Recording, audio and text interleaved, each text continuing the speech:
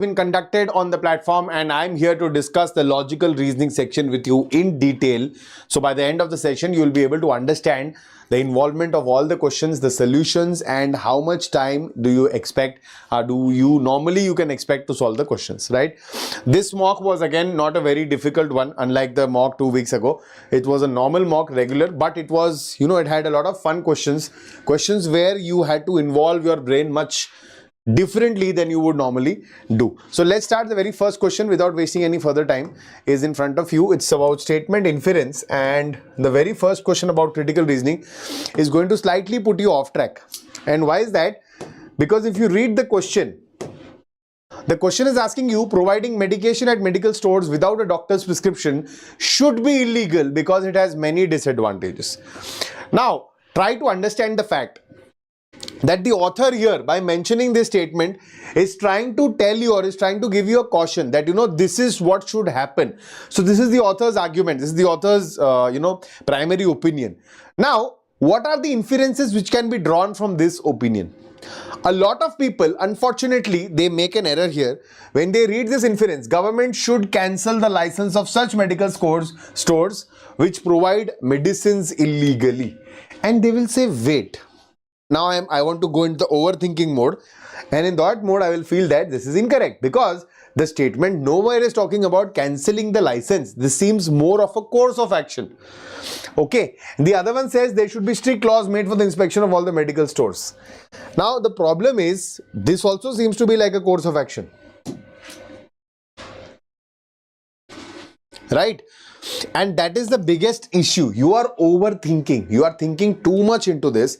We are not bothered or concerned about these being courses of action or not. Can you draw this inference? What is the author trying to hint at, right? So this, can we say that the government should cancel the license of such medical stores which provide medicines illegally if it is already illegal? It is mentioned here. So yes, it's right. And there should be strict laws made for inspection of all medical stores. Yes. Can we draw these inferences from this? Yes. Inferences means what are the implications which can be drawn even from partial parts of the statement. So I can draw both of them. So for me, the answer is going to be option A, both 1 and 2 follow. A very common trap where you will misunderstand what this is all about. 50 seconds is okay. Not bad, because this will take some time for you to think, ponder over, and then get the correct answer. Next. Okay.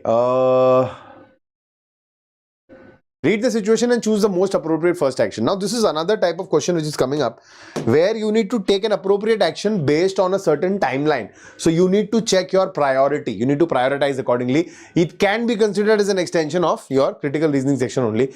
So the situation is that in a lab, a centrifuge run ends in 5 minutes and must be stopped promptly for safety. A conference abstract is due in 6 hours. A collaborator check-in is in 2 hours. A poster outline is due next week. What should you do first? Now technically, a centrifuge run means they have set the timer. The centrifuge is running for that timer, but sometimes I think probably from the statement it seems like you need to manually be there to stop it. You cannot rely on the automatic function to stop. Now the centrifuge is going on. Okay, you need to stop it, so you need to be there. In the next 5 minutes the run is going to end. Apart from that, there is something due which is in 6 hours, something due which is in 2 hours, poster outline due in due the next week. Now they're asking you what is the priority. It's clearly visible that the centrifuge is shutting in 5 minutes, so you will have to wait for the centrifuge to finish. You shut it down and then you tend to anything else. It's a very simple question, nothing else here, right? Cool. Easy question, I think 39 seconds. Okay. For those who don't know what's a centrifuge is like a machine which will rotate a sample, a liquid sample, on a very high RPM, rotations per minute. What does that do is that separates your solvent and solute, right? So solute and solvent are separated. The solute is in the concentrated form in the bottom of a vial. It's like a small glass tube, a small vial, and the solvent floats on top. So it's often used in laboratories, very commonly used in the blood laboratories. So wherever you go for pathology tests, for your blood test, what they do is they don't use your blood as whole. They don't require the cells. So they run it through a centrifuge. Okay, what happens is the red portion, the cells, all the debris, etc., everything settles down as a solid solute, and on the top you have a solvent, which is a blood plasma, and that is what they use to do all the tests, conduct all the tests on your blood. It becomes a clear, almost a yellowish or a colorless liquid, right? Okay, too much biology. Let's come back. So the next question: a client mistakenly emails you a confidential strategic memo about a competitor, clearly not intended for you. You opened it, realized the nature within a few lines, and stopped. The question is, given this situation, which of the following is the most ethical and responsible action? What, according to the situation, what is the most ethical response? You will obviously not read the whole thing. You have read it partially, you have understood the context. You will not go further. You will stop there, probably delete the file, and you will ask the client that, okay, this is sent by mistake. Read the options. Read it fully to understand context and then delete it. That's not how you go about such business, because it's confidential and not meant for you. Reply to the client acknowledging the mistake, delete the file without sharing or acting on its contents, and request they resend the correct material. Forward it to a manager to decide keeping a copy, and save it for later to leverage in negotiations. Though a lot of people do this. A lot of people do this also, just to, like, have fun. Why not? Everybody loves a little gossip, but that's not how ethically it should be tackled. 33 seconds, decent, very nice, lovely. Okay, match the address below that exact duplicate. Now in these cases, see, address matching can be asked in various ways. For the last few mocks, you might have observed that address matching is coming in the form where they are actually asking you to match two addresses and see whether they are similar or not. Here, they are actually asking you to match the exact address from the option. So here, majorly there are minute errors, spelling errors, or flat number errors, pin code errors. So you'll have to go through each option very carefully. And that is why people usually slow down in these questions. Go through each option. So Manish Tiwari, 6C. That's an error, so this is not true.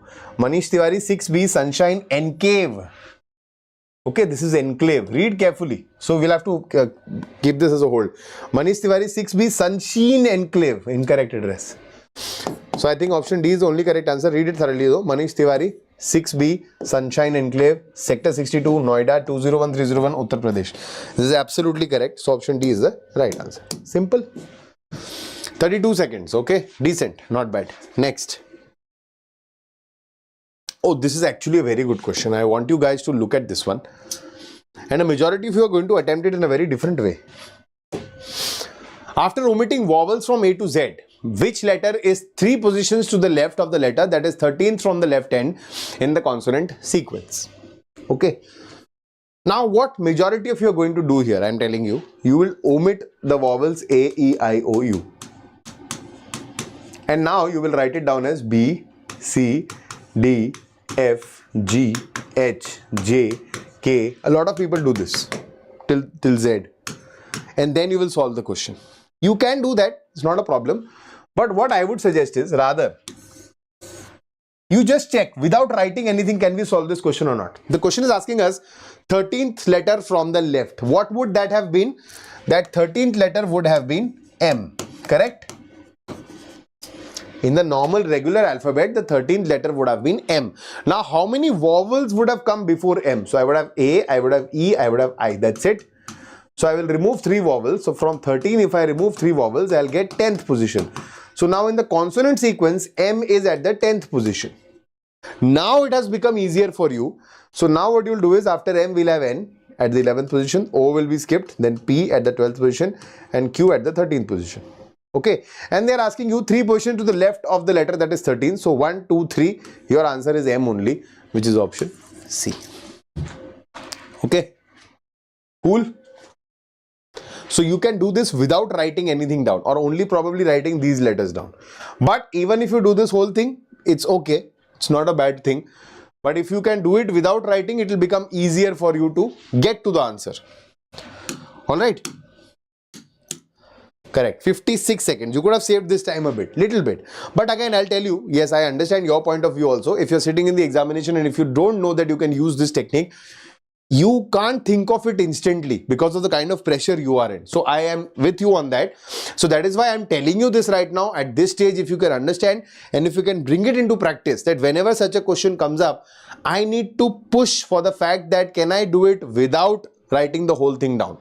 If you can comfortably manage and get into the skin, very good. If you can't, please stick to what you're doing. That's not a problem. Don't change any strategy last moment. See, this is another different way of asking a question. The question is asking us, this is a sentence, whispering ethereal words shimmered silently around glowing radiance dawn. Now, fourth letter of every third word is written in order than what is the word form. Every third word. So 1, 2, 3, 6, 9. Okay. Fourth letter. So this is S,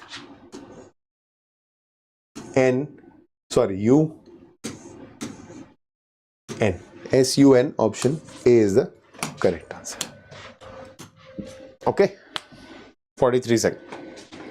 43 is too much for this. This could have been faster, guys. Okay. This could have been faster. Now, why did that question take 43 seconds? Because it was something new which had come up. Even if it was very easy, you took some time to understand and solve it. It was not worth 43 seconds. Okay, next. Look at this one now.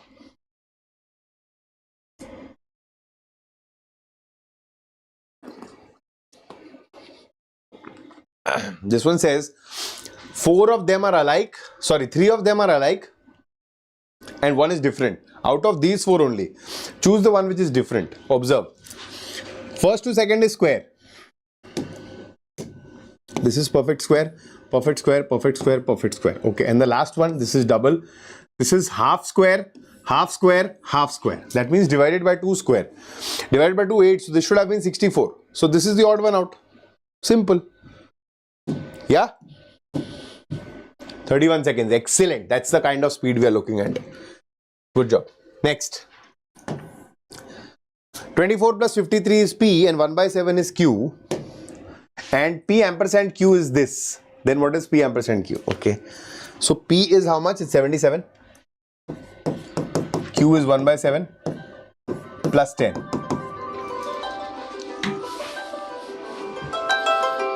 Sorry for that. So this is 11 plus 10, 21. So what is P ampersand Q? It's 21. Simple, easy question, 33 seconds. Good job. Next. Next term in the series, okay.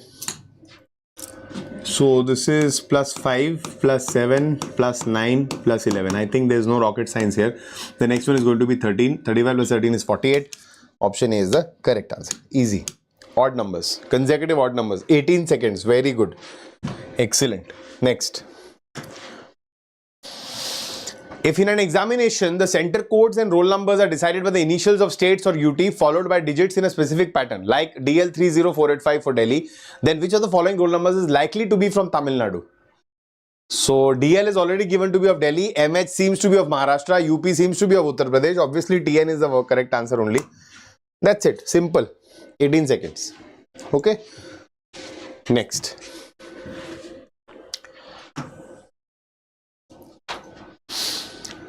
Library issue policies 812644. Policy update today is this. Issue resolve today is this. What does the code 33 stand for? This question is based on Chinese coding. Simple Chinese coding, but just in the reverse order. Every time they ask you what is the number code for this particular word. Now they've asked you differently. What does 33 stand for? So eliminate. Eliminate wherever we don't have 33. We don't have 33 in these two statements. So these words can never be your answer. So delete library issue policy. Delete policy update today. Whatever is left is going to be the code for 33 that is resolved. It's that simple. Chinese coding. Okay. 23 seconds. Excellent. Good job. Next. Pointing to a boy, Sunita said. So Sunita said, so we'll start with Sunita. He is the son of my husband. So Sunita's husband. Sunita is a woman. Husband, sister. Sunita's husband, sister. Only child. Sunita's nephew. Sunita's nephew, no, we don't know. Sunita's husband, sister's child. He is the son. So this is the boy. How is the boy related to Sunita? So this is Sunita's nephew or niece's son. So grandnephew is an option given here. So option C is the correct answer because of the gap of 2 generations. 40 seconds, why? Just to confirm. See, the question is very simple, but something like a grandnephew or a grand aunt is very rarely asked. So you will slightly get confused. If it is in the relationship of a nephew and 2 generations, then it will become grand. Okay, so don't be skeptical about this. Okay, analogy. 13, 15 plus 2, 1 minus 1. 16, 18 plus 2, 12, 11 minus 1, 5, 7 plus 2. So it's just alternate, nothing else, no vowel consonant. Okay, so this is U plus 2, this is minus 1 S, this is plus 2, 17. So USQ, USQ only one option, option B. Done, easy. 35 seconds, excellent. Next. Oops.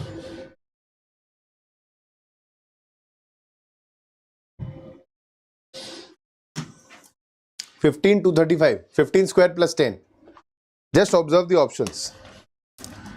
15 square plus 10. Seems so. Not well, not following, not following, not following. 484 plus 10 is 494. So option D is the correct answer. If we didn't have any option which was following, then we would have thought of something else. 26 seconds. Excellent. Next. Okay, this is data sufficiency. Be very careful about the fact, okay?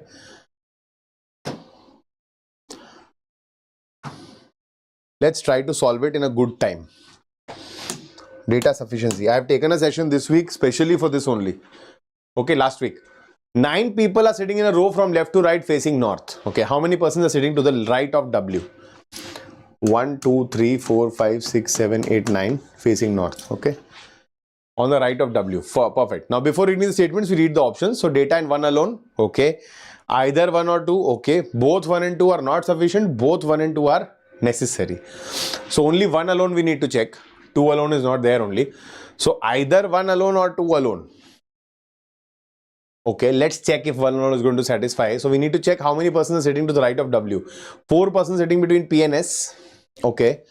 Q is third to the right of S. Perfect. T sits adjacent to R and S. V is immediately to the left of R. And this talks about 1, 2, 3, 4, 5, 6. So out of 9 people also, it's only talking about 6 people. So we are not very sure of where is W going to sit. They have not mentioned anything about W. I am very sure from here. From that I can deduce that statement 1 alone is not sufficient. And if 1 alone is not sufficient, immediately I can delete the fact that either or will be a possibility. So now I only have to straight away check for the both of them together. If both of them together are sufficient, good. Otherwise, the other option is the answer. Okay. So let's settle now for the both of them. So 4 are sitting between P and S. So P, 1, 2, 3, 4, S. And Q is third to the right of S. So 1, 2, 3. This seems to be a possibility because either ways I can switch them also. If I switch them, then Q can be here. So there are multiple cases. T sits adjacent to R and S. V is immediately to the left of R.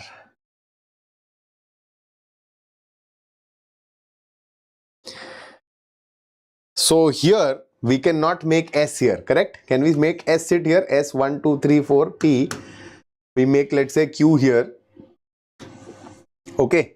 But T sits adjacent to R and S. So T has to be here. And then we say V is immediately to the left of R. So this is not true. Okay.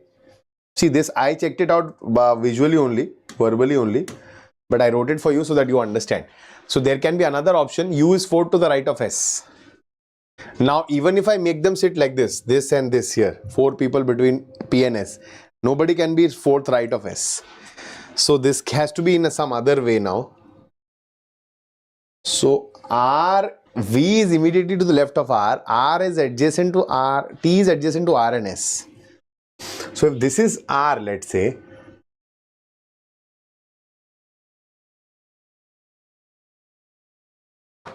so S can't be there, no? Because, yeah, so S, can it be here? S. That gives me 1, 2, 3, 4. So this is P. Okay. Q is third to the right of S. So 1, 2, 3. This is Q. T is adjacent to R and S. But V is immediately to the left of R. No. So then R and S. So this is T and this is R. This is V. Make sense? U is 4 to the right of S. So we still have 1, 2, 3, 4. U. immediate neighbor of T. This is T. 2 persons sitting between X and T. No, sorry. This is X. T is already there. Neither U nor X sits at the end of the row. Yeah, okay. So who's left now? W. And we can easily find out that how many people are sitting to the right of W. So this was actually a good question. Data in both statement 1 and 2 together are sufficient to answer the question because there is no other case which is satisfying. I did not draw all the cases here because of lack of space, but I actually checked it in front of you. Partially I drew the cases and then erased them. So this is the case which is only being validated. So I think option D is the correct answer.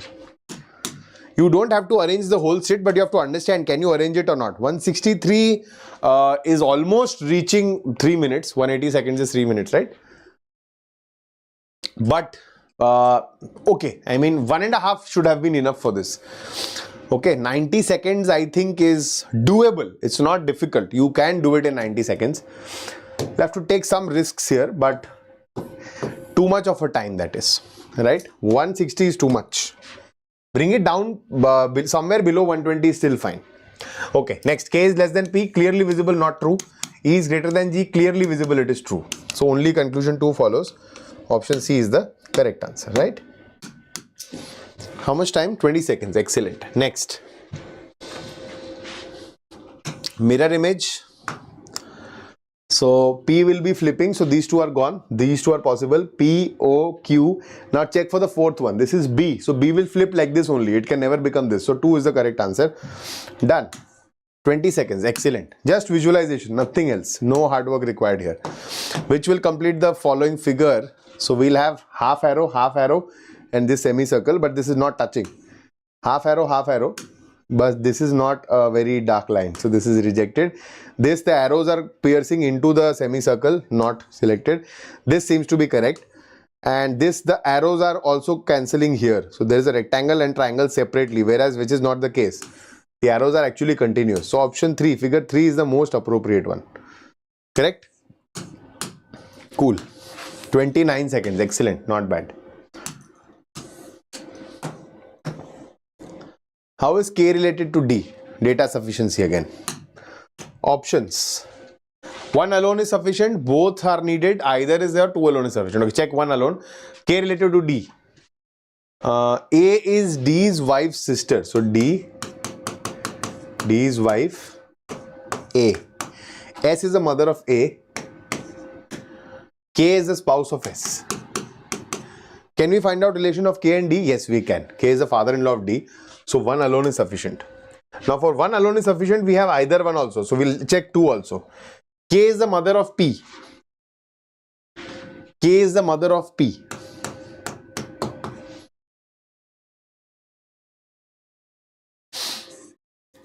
N is the sister of D. B is married to D. I think 2 is not enough. 2 is nowhere going to tell us anything. So 2 will be deleted. So only 1 alone is sufficient to answer the question. Okay. Now a lot of you will ask me here, why did we even check further when K was the mother here and we had found out K to be the father here, which is fine. This could have been a completely different relation altogether. That is still agreeable, still understandable, till the time you get a relation between K and D. That can be anything else. The relation can be different. So we would have tick marked on either 1 alone or 2 alone. That means they are yielding 2 different relations as answers, which is fine. I can still pick them up for either or. Till the time they give me a relation. So don't just reject it because K is the mother here, whereas K was the father in the first case. That is not considerable for us. Okay. So 1 alone is the correct answer. This could have been done 59 seconds, almost a minute. I think we saw it clearly. We could have done this in less than 40 seconds. But that's okay. 20-25 seconds here and there will be fine. You need to practice this to get it faster. That's it. Okay. Now see, there is another method with which this also can be done very quickly. Look at the question now. The question says this is the code and this is an expression. These expressions are not connected.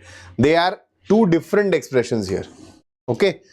And how many married couples are there in the family? Now, before you actually form it in the form of a tree, just look at the relations. The relations are father, daughter, sister, brother, son, wife, husband. So these are not even indirectly going to hint at them being a married couple. Something like a son-in-law, father-in-law, daughter-in-law, sister-in-law would still, hint towards a marriage. These will never indirectly tell you about marriage. Only these two will. So only look for dollar and asterisk between expressions. So this is dollar, this is asterisk. That's it. So there are only two married couples. You actually don't have to do this. Even if you want to, you can convert this into a whole tree and check it out. You will get only two married couples, not more than that. So option A is my correct answer. You could have been smart here and could not have taken 82 seconds to solve this question. Did you understand what is the mistake which have happened here? Number one is you failed, probably the student failed to relate this. They might have searched for a while for this colon here. Probably might have felt that something is missing. This colon is not an expression. See, T is coming here twice. That means these are two different expressions separated by a semicolon. Are you getting it? So that you need to be familiar with. You can have multiple expressions which are not connected to each other, like in inequalities. You might have to connect them with the form of the same tree, join them here and there, and then answer your question. But in this case, that was not required. So a smart approach could have helped you save a lot of time here. Okay, next. Which is fine. Again, please don't take anything personally here. I'm not trying to demean anybody. The only idea here is to show you that where you guys are actually probably going wrong in an exam. I know the exam, whenever it's an actual situation of an examination, I can also not relate probably. Sitting here and telling you, maybe when I am not giving the actual exam, so I can't say anything. But the idea is, I know, I get it. So even if I am telling that you can do it in 30 seconds, probably you would have done it in 40 seconds is still fine. But if you end up taking 80 or 90, then that's too much. Okay, so that's what I'm trying to point out. Which two signs should be interchanged here? If you see 58 and 8 are not divisible, so division is going. Okay, division is going in three places. Check division and plus. Division plus not making sense. Okay, division and minus not making sense again. Okay, so we have division and into. Okay, let's check. So this is 4 into 58. So this is 232, 149. So this is 370 and 381. 381 minus 62 is 390. Correct? So option D is the correct answer. Cool. 18 and 17. This is plus 4. So now 17 plus 4. So you will get a U here. Are you getting it anywhere?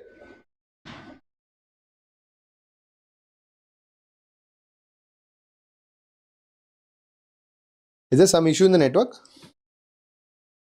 Are you getting it anywhere? Yes. So these two are gone now. Now next is I. So leave that. Check the third one. 7, 23. Now you have two options. Either you go in front, 7 and 23. How much is the difference? Or you go at the back. So 7 can also be treated as 7 plus 26, which is 33.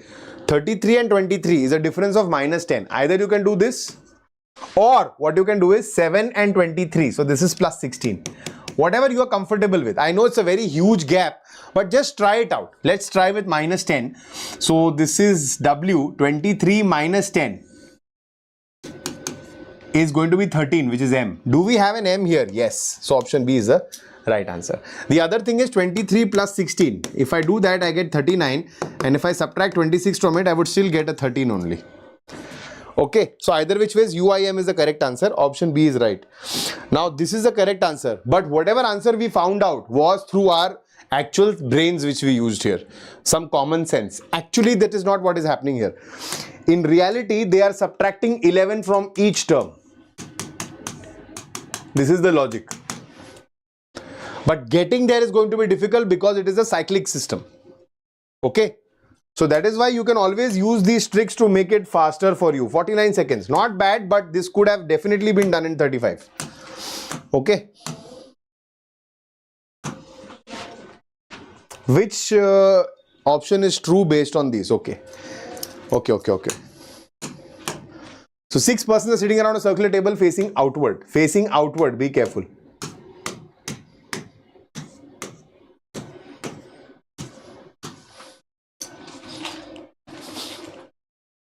Yeah, Sai Kalyan, but I think it's correct now, no? It's okay, it's fine now, I believe. There was some disconnect now, but I think it's working. Sony is sitting second to the right of Anisha. So we'll make Anisha sit here and Sony sit here. Ravi is sitting exactly opposite to Pari. Wait. There's only one option, that Ravi and Pari are sitting here, because there is no other option for them to sit opposite to each other. Muskan is second to the right of Neeta. So Muskan is second to the right of Neeta. That is only possible if Neeta sits here and Muskan sits here. Muskan is second to the right of Neeta because they can't be sitting here. Okay. Pari is not a neighbor of Neeta. So this is Pari and this is Ravi. Cool, setup done. Which of them is correct now? Ravi is sitting immediate right of Muskan. Is he? No, he is not. Two persons sitting between Pari and Muskan. No, they are not. Sony is immediate neighbor of Ravi. No, she is not. Neeta is sitting exactly opposite to Anisha. Yes, that's correct. So option D is the right answer. Easy.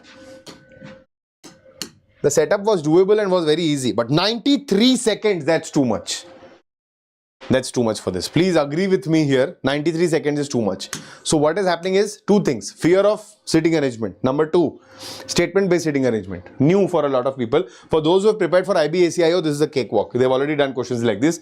So now they'll give you variations from various examinations. They are going to do that because we don't know what's going to happen in CGL Tier 2.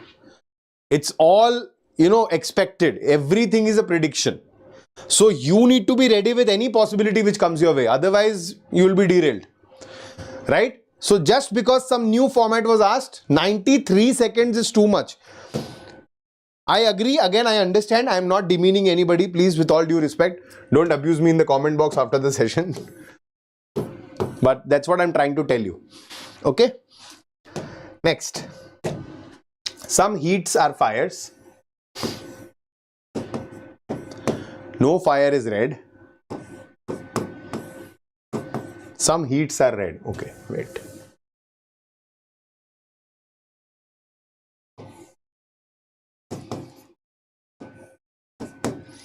Okay. All heats are red? No, never. And some heats are not red. Yes. Some heats are fire and no fire is red. So some heats are not red is correct. So only conclusion 2 is the correct answer. Only conclusion 2 follows. Option 1 is correct. Cool, 39 seconds, decent, very nice. Next. Oh, this is actually a good question. I'll tell you why. When you look at this question, a lot of you will be observing that, okay, 1, 11, 8, 7, how can I relate them? Or alternates, numerator different, denominator different. You will see, okay, this is into 6, divide by 2, minus 5, nothing is working out. So not every time are they going to give you a question where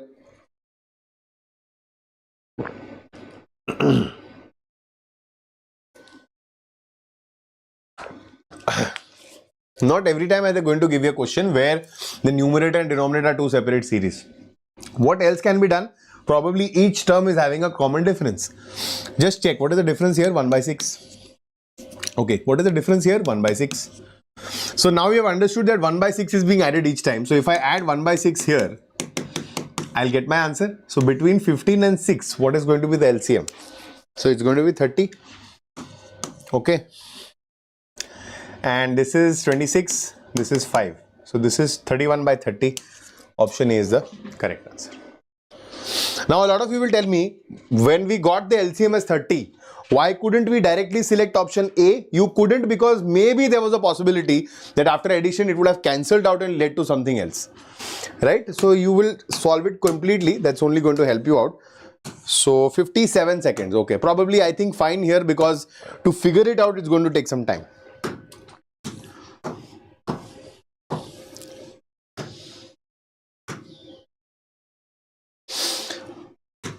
Mishal started driving from her hostel and drives 13 kilometers towards southeast. Southeast. She then drives 8 kilometers towards east. From here, she is going east, 8 kilometers. Then taking a left turn, she drives 12 kilometers and stops there. How far along a horizontal line? That means this.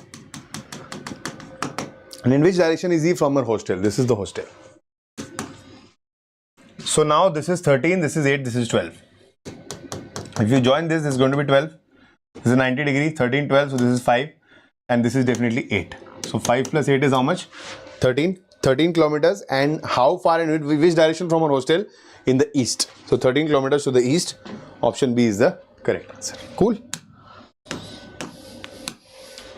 71 seconds. Okay. I'll tell you why. Probably a lot of students, what error they do here is, they will initially move her to southeast. Now the moment it says that she is going 8 kilometers to the south, to the east, they will do it like this, because according to them they have started here, so for them this is the east, this is the southeast. You always have to look at the direction from the point of view of the movement direction. If she is now here, from here, if she is going towards the east, she cannot go along this line, she has to go along this line now. Each time there is a stoppage, you need to start from there afresh. That is how directions are decided. At this stage, if this is the north and if I drive somewhere else now, that's the geographical north is different. Okay. So her movement direction will be decided accordingly, according to her movement strictly. That is why probably 71 seconds. Otherwise, it is a very easy question.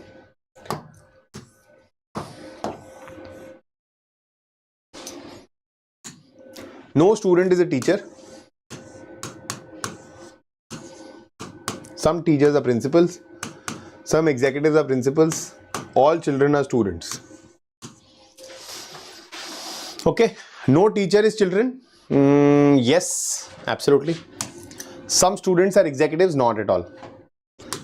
Only conclusion one follows. Some students can be executives. Yes, I could have said that, but otherwise I can't conclude anything which is not definite. Which is definite, sorry. 37 seconds. Nice. Next. Blink is this, height is this, light is what? Always remember, whenever you have a given word, question word, which has all the letters hidden in the given words, that means it is mostly a substitution question. Now, if you observe carefully, Li means second, third, 2, 9. GHT is 517. So this should be a code. Is it there? Yes, it's there. Done. It's that simple. But if you can't use your brains very quickly, then these questions will take time. 39 seconds. Okay. If A is 2, B is 4, Y is 50, Z is 52. That means double the place value. Find the value of the following equation. You could have done this verbally also, but for the sake of it, this is 52, this is 26. I am dividing it. Plus, this is 36, this is 6 minus 24. So now this is 2. 2 plus 216 minus 24. So this is 218 minus 24. 218 minus 24 is 18 and 6, no? 194. Option A. 45 seconds. Good. Not bad. And the last question for the session today. Input, output. So this is an input. Okay. Step 1, step 2, step 3, step 4. And this is the last step. Step 4 is the last step. They are giving you another input and they're asking you what is step 2. So only try to understand from the input to step 1 to step 2. That's it. Don't focus on anything else here. So from the input to step 1, what is happening? So see, now you will see there is no relation whatsoever to these numbers. So always remember digit sum. 9 plus 1, 10 plus 2, 12. Okay. Check. 6 plus 4, 10. Okay. 12 plus 7, 19. Works. 6, 7, 13 plus 5, 18. Works. 4, 6, 10 plus 5, 15. Works. So they are just replacing them with their digit sums. No order arrangement, no increasing, decreasing order, no swapping, no movement, nothing. And from step 1 to step 2, it's very easy to observe. This is 12 square, 10 square, 19 square, 18 square, 15 square. Again, no arrangement, no movement. So this is arithmetic type input output, where the numbers are not changing their positions, but there are mathematical operations which are being performed on each step to get the next step. Now they have given you an input and they're asking you what is the second step for this input. Okay. Observe the options. You know the logic. Observe the options. When you observe the options, what will you realize here? That okay, first step is the same everywhere, useless for us. Last, second last and last step is also the same. So whatever is to be decided is to be decided between these two. So check for the second one now, because we are not changing directions. So 9 plus 6, 15 plus 3, 18. So 18 square is 324. So this is gone. This is gone. We have two options. And now the next one, 7 plus 4, 11 plus 1, 12. 12 square is 144. So this is gone. Option D is the correct answer. That's it. Cool. 83 seconds. We can be very fast about input output also. Depends on the kind of question. Now, if you were with me throughout this session, what is the learning which we take? Number one, for some particular type of questions, you are facing regular issues. Please try to work on that. Pick that up. Data sufficiency being one of them. I've already practiced that with you. So pick that up. Number two, novelty is leading to confusion, is leading to nervousness. So when you're actually sitting for, this is just a mock. Just imagine if this was coming in the final exam. The level is actually not very difficult. But the moment you see something new, even from common concepts, if something new is given, you will take some time to figure out what needs to be done, even if it's a very easy task which needs to be performed. So you need to be less nervous of novelty. Whatever new comes up your way, it's okay, calm down, read through it and go at it. If normally a question would take 30 seconds, you give it 40-45 seconds, not a problem. But then solve it and move on. And never leave that for the first round. First round still will be reserved for those kinds of questions which are regular and which can be easily tend to. Okay, so these are the two things, two learning outcomes which you need necessarily here. Number three, you definitely know that you need to cut down on time on some questions. You need to come out of the fear of some topics. Okay, and gradually this will become very easy, like a cakewalk for you for CGL Tier 2. Thank you so much for watching this till the end. Do share the channel, do share the session across platforms and like this session right away if you like whatever I discussed here. Some valuable input if you got. And do subscribe to the Oliveboard platform if you are new here. Check out our courses, the new courses, crash courses for CGL Tier 2 and for foundation next year also are going on. So check it on the website and join it live if you really are looking forward to a nice preparation for SSC CGL exam. Thank you so much for joining live. Bye-bye. Namaskar. Jai Hind.